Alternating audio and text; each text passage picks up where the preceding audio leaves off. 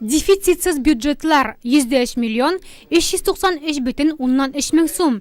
Шәһәр советы депутатлары Нурлат бюджетін шул күләмдә росладылар. Проект решения о бюджете разработан в соответствии с основными параметрами прогноза социально-экономического развития Нурлатского муниципального района на 2017-2019 годы на основе нестабильной макроэкономической ситуации. Как и в предыдущие годы, бюджет является социально ориентированным. Сохранение комплекса мер поддержки и уровня социального обслуживания граждан остается приоритетом бюджетной политики на 2017 год и плановый период 2018-2019 годов. Бюджеттағы сумының 65 миллионнан ортығы шәһәрне төзекләндерү, юлларны карауга юнәлдереләчәк. Нурлат муниципаль районы бюджеты киләсе елда 938 миллион 427,2 мең сум тәшкил итә.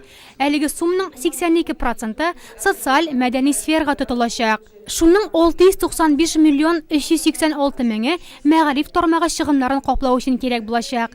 Сессияләрдә планлашыр 2018 һәм 2019 елларга бюджетлар да каралды. При прогнозе бюджета на 2017 год и плановый период 2018-2019 годов использованы следующие параметры. Это курс доллара на 2017 год был принят 64,8 рублей, на 18 64,1 рублей и на 19 год 62,7 рублей. Инфляция в процентном соотношении это 104,9 на 17 год, 18 104,5 и на 2019 104%.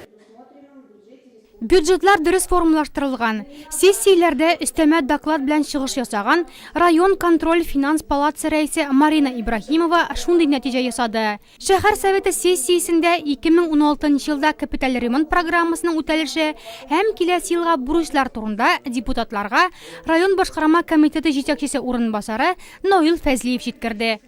Район советы депутатлары ойрым муниципаль берәмлекләр территорияләре чикләрен үзгәртү инициативасын кертү өчен бердәм тавыш бирделәр.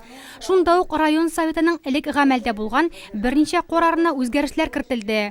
Нурлат муниципаль районы советының эш планы расланды. Бүгенге көндә авыл халкының активлыгын күтәрү һәм хуҗалык итүнең кече формаларын үстерү темасының сессия көн тәртибенә кертелүе һич тә очраклы түгел иде.